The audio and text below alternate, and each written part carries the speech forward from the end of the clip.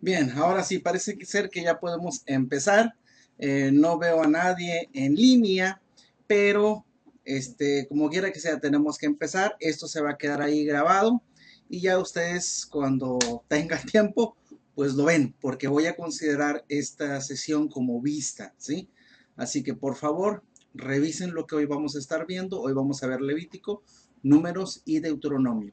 Siguiente semana sería examen de los 5 libros del Pentateuco: Génesis, Éxodo, Levítico, Números y Deuteronomio. Entonces, por favor, no olviden revisar esto porque doy por vista esta sesión. Claro, hoy la presento, sea que estén presentes, sea que haya en este momento alguno de los alumnos viendo, sea que no, bueno, ya es asunto de ustedes. Esto se va a quedar grabado ahí, es su responsabilidad verlo y la siguiente sesión, la siguiente semana sería examen sobre esto y sobre la sesión pasada, ¿sí? Los 5 libros del Pentateuco. Por favor, tómenles nota de esto. Si alguien está viendo esto, ve esto, compártalo con los demás, porque para mí es sesión dada, ¿sí? No podía hacer otra cosa, aunque se suspenden las clases en el instituto, en las instalaciones del instituto, teníamos que avanzar, porque si no nos atrasamos y no vamos a terminar. Entonces, por favor, tomen nota de esto. Muy bien, vamos a continuar con Levítico. Levítico dice la palabra de Dios ahí en Levítico 11:44, porque yo soy Jehová vuestro Dios, vosotros por tanto os santificaréis y seréis santos, porque yo soy santo. Este me parece que es el tema principal de este libro, la santidad que Dios demanda a su pueblo. Y antes de empezar con la introducción, que ustedes tienen los materiales con ustedes, antes de ver la introducción y en atención a quienes a lo mejor no se han detenido un poco en este libro, me parece que este es uno de los libros, sí, este es uno de los libros que por la información que traen, a algunos o los confunde o los cansa o en fin, no se les presta mucha atención y entonces desconoce su contenido. Entonces, o igual por no conocer o no haber leído este libro, pues no conoce su contenido. Entonces, en atención a estos hermanos y algunos de ustedes, voy a hacer un repaso general, ¿sí?, del contenido de este libro. Y bueno, vamos a ver ahí. En primer lugar, este libro empieza hablando acerca de las ofrendas, los distintos tipos de ofrenda. Y ojo, porque tienen una tarea sobre esto. Bueno, los primeros capítulos nos hablan de los distintos tipos de ofrenda. Y podemos verlos, ahí están tipos de ofrenda. Están los holocaustos y las ofrendas vegetales. Y pueden ser horneadas, pueden ser hechas en sartén, en cazuela y las primicias. Ahí están especificadas. En tercer lugar, las ofrendas de paz, la que es la ofrenda de paz. Cuarto lugar, la ofrenda por el pecado. En quinto lugar, la ofrenda expiatoria. Y en sexto lugar, la ofrenda de restitución. Entonces, debemos recordar algo importante, y la palabra de Dios lo dice: nadie se acercará, ¿sí?, con las manos vacías. Entonces, cuando una persona se acercaba a Dios, la indicación directa de Dios era que no podía venir con las manos vacías. Y la razón es porque a través de las ofrendas el ser humano podía acercarse a Dios. Particularmente aquí estamos hablando de los judíos, del pueblo de Dios. Las ofrendas era la forma de acercarse. Porque hay una verdad que, si bien a veces es ignorada u omitida, esa verdad es que somos pecadores y el pecado nos ha separado de Dios. Entonces la ofrenda era la forma a través de la cual los hombres se acercaban a Dios, el pueblo de Dios se acercaba a Dios. Entonces, con esta ofrenda o con esos sacrificios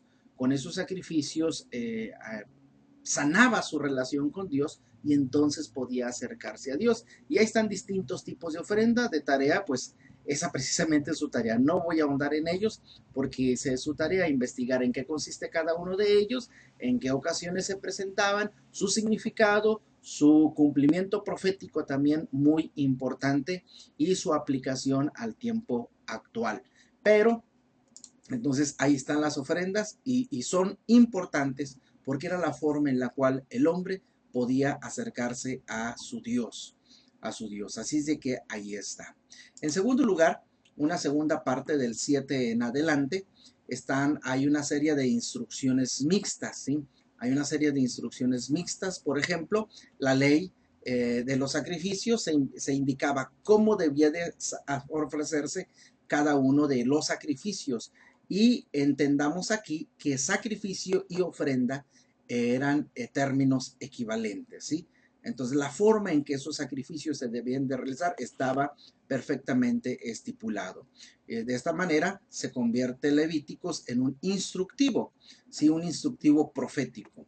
En segundo lugar está la consagración del sacerdocio, entonces hay indicaciones de cómo debía de hacerse esa consagración, la purificación, las palabras que se debían de ser. En tercer lugar, las leyes de purificación y dentro de esas leyes de purificación se incluían cuáles eran los animales limpios e inmundos, la purificación de la mujer, la purificación de la lepra, la pureza física. Entonces ahí están esas instrucciones mixtas. En tercer lugar está el día de expiación, una explicación de lo que debía de realizarse ese día. En cuarto lugar, hay lo que yo he puesto como instrucciones mixtas 2, porque nuevamente se habla acerca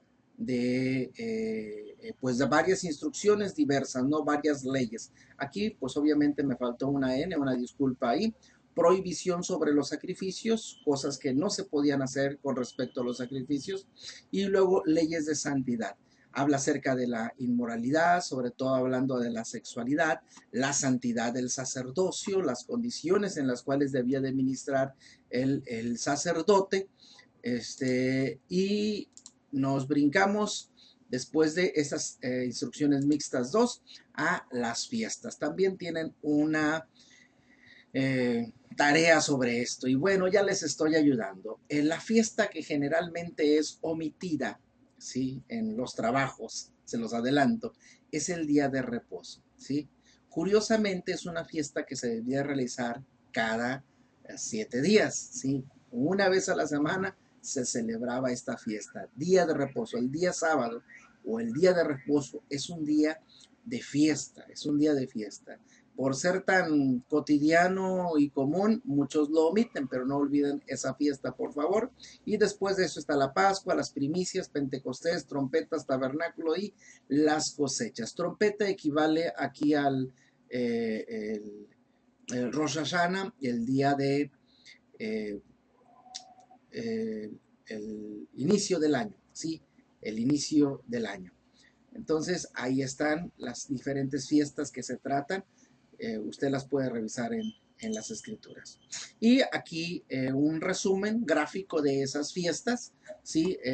La Pascua era en el primer día, en el primer mes, perdón, del año, que es el mes Aviv o Nisan, que por cierto, los judíos usan, eh, intercambian, sí, intercambian los calendarios judío, propiamente de ellos, con el calendario babilónico, y aquí realmente estamos usando el calendario babilónico, pero ahí está, es el primer mes del año, por cierto, religioso, porque hay otro año, si hay otro año, que es el año civil, que empieza con Rosh Hashanah, que es el mes de Kippur, aquí, perdón, Yom Kippur, de Etanim, que está al revés, no lo puedo leer, ¿no?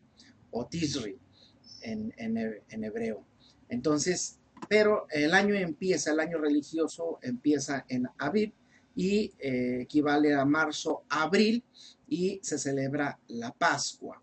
Después se celebra la fiesta de las semanas, junto con la fiesta de las primicias. Y más adelante está Rosh Hashanah, el Yom Kippur y la fiesta de los tabernáculos. Y Rosh Hashanah es el inicio del año civil, Yom Kippur es el día de expiación y la fiesta de los tabernáculos. ¿Sí? Entonces son estas las tres fiestas, las tres grandes fiestas judías. Como podemos ver, están juntas aquí tres fiestas juntas. Aquí están estas otras dos, están juntas, pero realmente estas dos se juntan con la Pascua. ¿Sí? Se juntan con la Pascua y entre las dos se forma también Pentecostés, porque de la Pascua a la fiesta de las primicias hay 50 días Pentecostés, ¿sí? Bueno, ahí se lo dejo como una ilustración nada más. Además de esto, otras instrucciones mixtas, los diferentes elementos que participan o que forman parte del tabernáculo y la adoración, el año de jubileo, la celebración de jubileo, que es una celebración que se realiza cada 50 años y donde en esos 50, en esa fiesta, pues se restituía las propiedades a los dueños originales y es un instrumento divino de equidad. La intención es la justicia social. Si alguna persona, si alguna familia tenía la necesidad de vender sus tierras, pues no las vendía a perpetuidad, sino que en esas fiestas de jubileo la propiedad era restituida a la familia original y con esto pues se equilibraba la cuestión económica, se equilibraba la justicia, las personas no eran pobres para siempre, sino que podían recuperar y tener bienestar. ¿Sí? Entonces es una fiesta. Después de eso, bendiciones y maldiciones y la forma de rescatar aquello que se había consagrado a Dios junto con, bueno, no rescatar los diezmos, ¿no? Sino que también se menciona aquí los elementos de los diezmos. Entonces, en términos generales, este es el contenido del libro de Levítico. Como podemos nosotros darnos cuenta, ¿sí? Como podemos nosotros darnos cuenta, el fin, el enfoque del libro de Levíticos son instrucciones, instruir al pueblo de Dios de cómo acercarse a su Dios. Entonces aquí hay las leyes a través de las cuales, o las formas a través de las cuales el pueblo de Dios se puede acercar a su Dios. ¿Sí? Así que visto esto como una introducción, encargándoles que lo lean, por supuesto, vamos a dar inicio a estos puntos que ya habíamos quedado que íbamos a estar revisando de cada uno de ellos. En primer lugar, empezamos con el nombre. ¿Qué pasó aquí con el nombre? Bueno, su nombre es Levítico.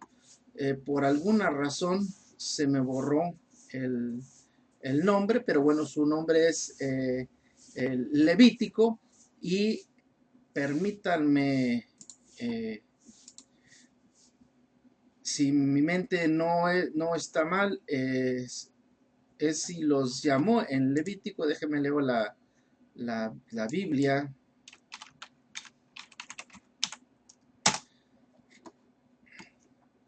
Bien, el libro de Levítico dice, llamó Jehová a Moisés, ¿sí? Llamó Jehová a Moisés y seguramente, digo seguramente porque por alguna razón se me borró, aquí lo tenía yo esto, en hebreo es, para no mentirles, déjenme lo veo aquí está, muy bien, Bekirá, aquí así es Bekirá, ahí disculpen, se me borró aquí, no me explico por qué se borró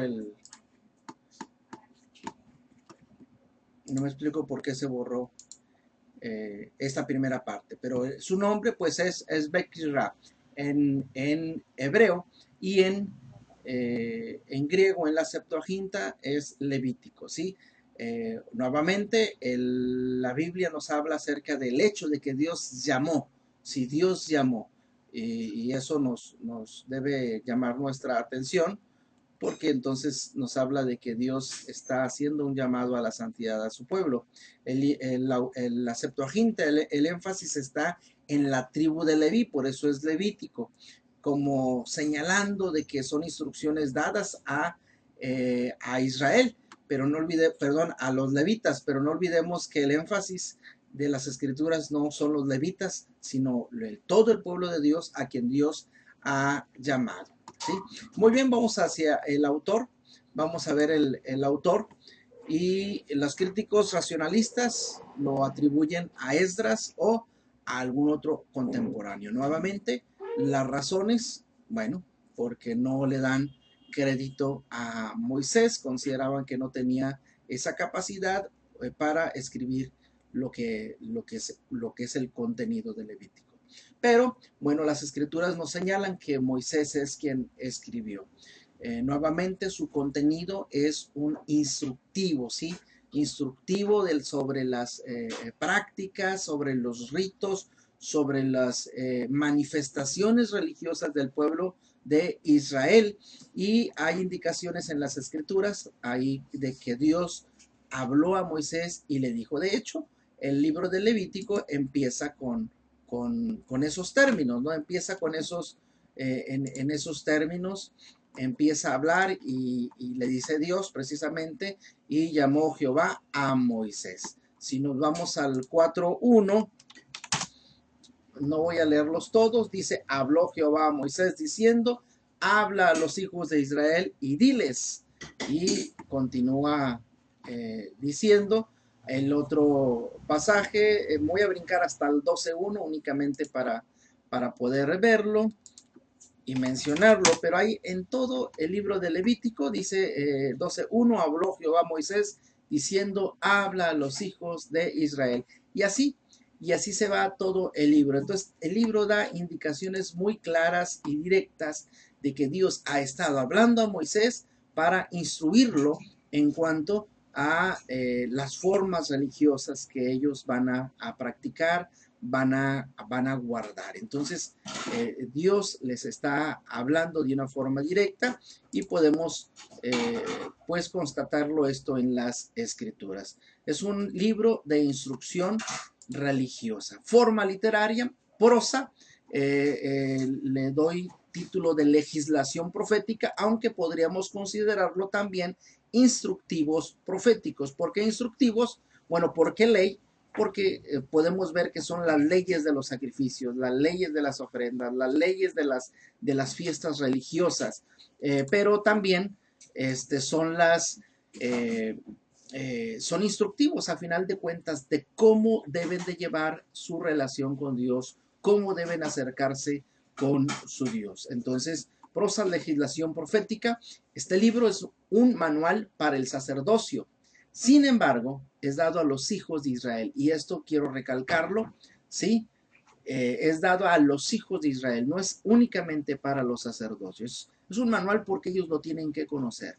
Ellos son los encargados de ofrecer las ofrendas, los sacrificios. Ellos son los encargados de guardar las fiestas y guiar al pueblo en ese guardar las fiestas. Ellos son los encargados de todo esto, pero son los hijos de Israel los que deben de estar enterados y son ellos a final de cuentas los que van a guardarlo todo.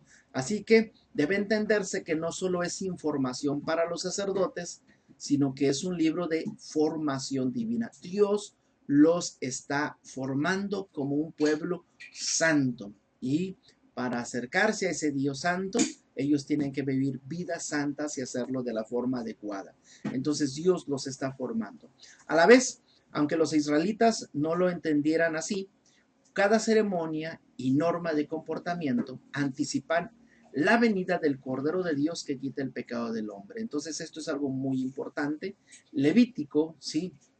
Levítico es un libro que anticipa la venida de nuestro Señor Jesucristo. Nuestro Señor Jesucristo decía a los fariseos, sí, que discutían con él, escudriñad las escrituras porque a vosotros os parece que en ellas tenéis la vida eterna y ellas son las que dan testimonio de mí. Eso lo dice Jesús en Juan 5:39. Entonces, las escrituras hablan de Jesús y Levítico es un libro que habla mucho de Jesús. Cada una de las ofrendas anticipan la venida de Jesucristo, nos hablan de Jesús. Cada una de las fiestas nos anticipan de la venida de Jesucristo, nos anuncian a Jesucristo. Y las normas de vida, las normas de conducta, de santidad que el pueblo debía de vivir, definitivamente también nos hablan de Jesucristo, el Cordero de Dios que quita el pecado del mundo. Entonces, ese es su propósito, formar un pueblo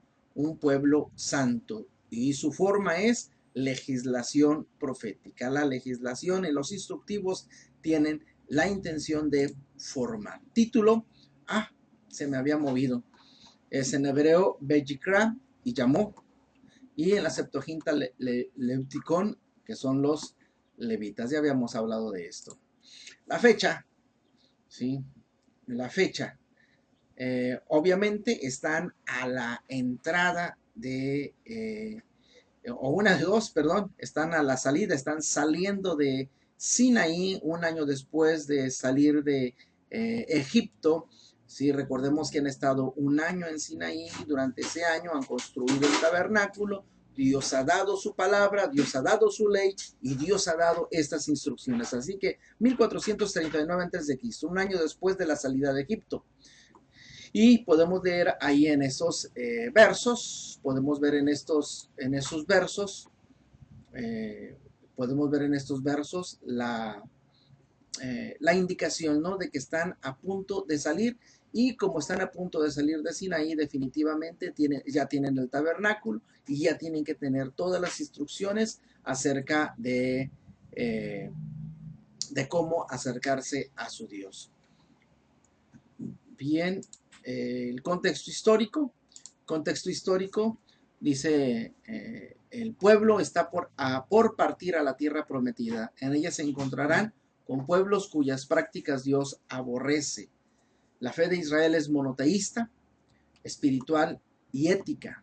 ¿Sí? Y esto se enfatiza, es monoteísta, hay un solo Dios. No hay muchos dioses, hay un solo Dios. De hecho, se lo va a repetir allá en Deuteronomio. Jehová vuestro Dios, Jehová uno es espiritual, ¿sí? Tiene una relación, una cercanía con su Dios, y esa relación con Dios que lo une a su Dios hace que su fe también sea ética. Lo que hace, lo que vive, debe de reflejar esa relación con Dios, que es un Dios santo. Ahora, los cultos de los pueblos vecinos eran politeístas, idólatras y altamente inmorales. Y como una anotación, la adoración de diosas tanto como de dioses introducía un elemento de sensualidad en sus ritos, es decir, dentro de las fiestas paganas, dentro de las fiestas de aquellos que no conocían a Dios, que no pertenecían al pueblo de Dios, en su adoración a sus dioses, ellos practicaban orgías y prostitución religiosa. Entonces, ¿cómo lo ilustra? Nos dice las escrituras el pecado de Sitín, ahí en Números 25. Más adelante hablaremos de él o lo veremos. Bien, ese es el contexto histórico. Están por partir a la tierra prometida. Su propósito, ya lo habíamos dicho antes, formar un pueblo santo. ¿Sí? El libro constituye la base legal y religiosa del pueblo escogido. Indica cómo un pueblo pecador puede relacionarse con un Dios de gloria y pureza. Recordemos eso. No podían acercarse con las manos vacías y la razón era muy simple. Eran pecadores y esos sacrificios, esas ofrendas que presentaban a Dios, sí era la forma en la que se acercaban, porque a través de esas ofrendas y sacrificios ellos recibían perdón y entonces ellos podían acercarse a Dios. Claro, ellos no lo sabían.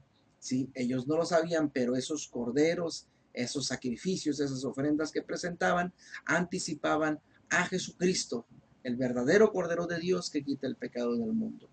Ahora, nos dice cómo, este libro nos dice cómo puede llegar a cumplir el mandato: me seréis santo porque yo soy santo. Entonces les dice cómo vivirían vidas santas y ahí tenemos las leyes, las instrucciones de cómo vivir apartados, cómo vivir en santidad. El bosquejo, pues ahí está un bosquejo muy general, aunque al principio yo les di otro. el sacrificio como medio de acercarse a Dios, el sacrificio como propiciación, el sacerdote como intermediario del pacto, la purificación del pacto de Dios, la santidad como estilo de vida, la norma ceremonial, respeto por la sangre, la norma moral, conducta recta, la norma para los devocionales, oración constante, y hay una exhortación final y votos y promesas. Muy bien, entonces este es el bosquejo general y su propósito, no lo olvidemos, es encaminar al pueblo de Dios hacia la santidad. ¿Cómo acercarse a su Dios? Esto ya es repetición de lo que habíamos visto. Y bueno, no sé si haya alguien por ahí y haya alguna pregunta. Voy a ver en esta cosa. A ver. No sé si haya alguien.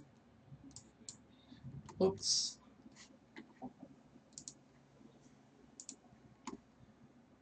No sé si había alguien. Ahí dice que está la hermana Luisa. Muy bien, no sé si hay alguna pregunta y no sé si hay alguien más. Aquí el visor me dice que hay 4 personas más además de mí, así es de que no sé si hay alguna pregunta. Usen por favor esta área del chat para hacer preguntas. Y antes de pasar a la siguiente materia, perdón, libro, que es números. Pregunta, dice hermana Luisa que ahí está. Bueno, si hay alguien más, hermana Luisa o alguien más, si hay alguna pregunta sobre Levítico, si no, para poder continuar.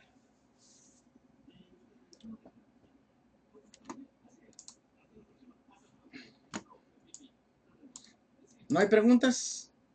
Por favor, en el área de chat.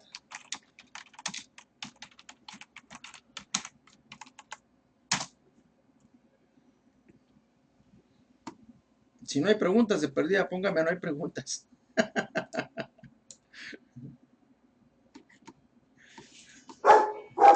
Ya de perdis.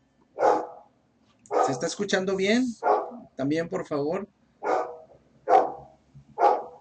A ver. Muy bien, Diana. ¿Qué pasó, hermana Diana? ¿Cuál es su pregunta?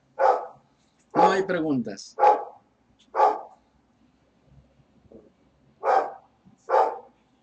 Levítico.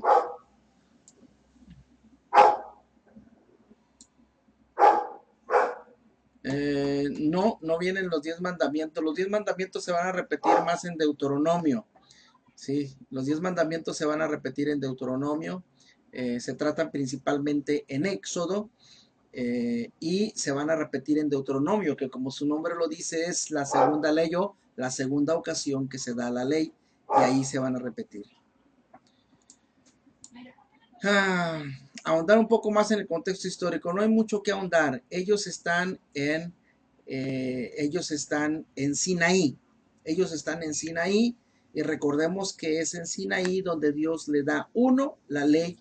2, se hace el pacto su pacto con el pueblo de Dios y los hace su pueblo. En segundo lugar, está Moisés 40 días, 40 noches en Sinaí hablando con Dios cara a cara. Ahí le muestra el tabernáculo y no sé si en ese momento de los 40 días y 40 noches o después que Dios le está dando estas instrucciones sobre las ofrendas, sobre las fiestas, sobre las impurezas, sobre las normas de santidad que deben de vivir. Pero no hay mucho, ellos están en Sinaí y es en Sinaí donde Dios está dando estas instrucciones para acercarse a Él.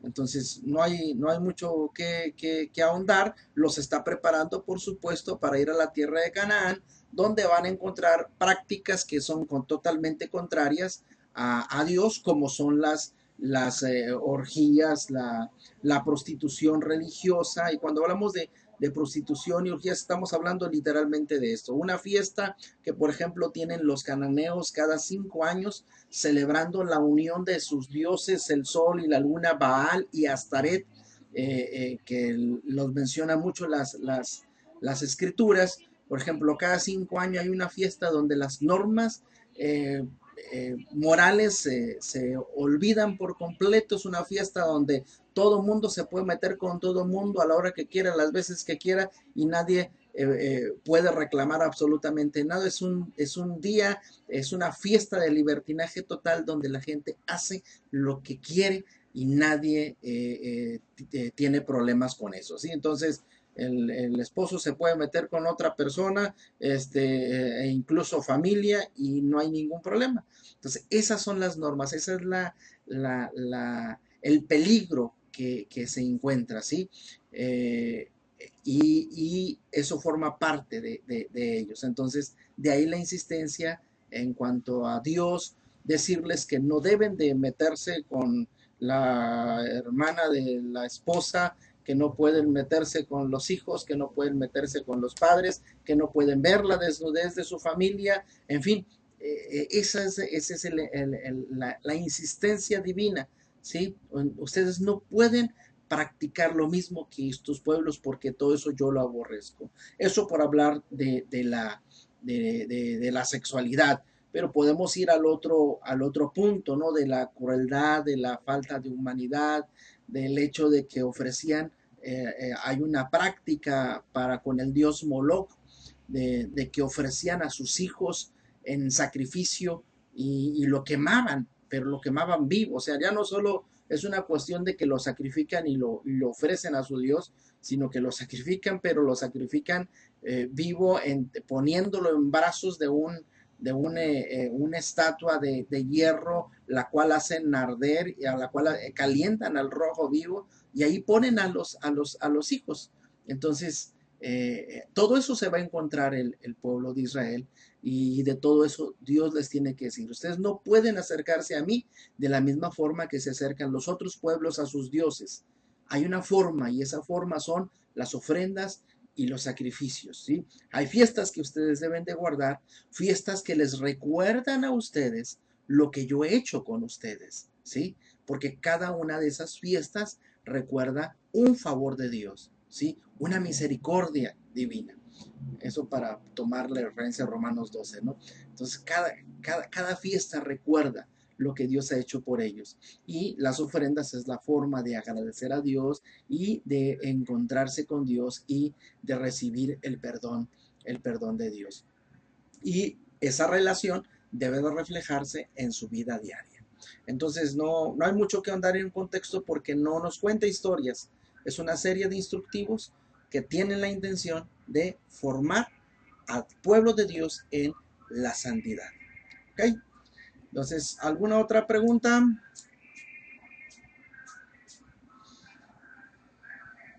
No sé si... ¿Alguna otra pregunta? Si no, para continuar.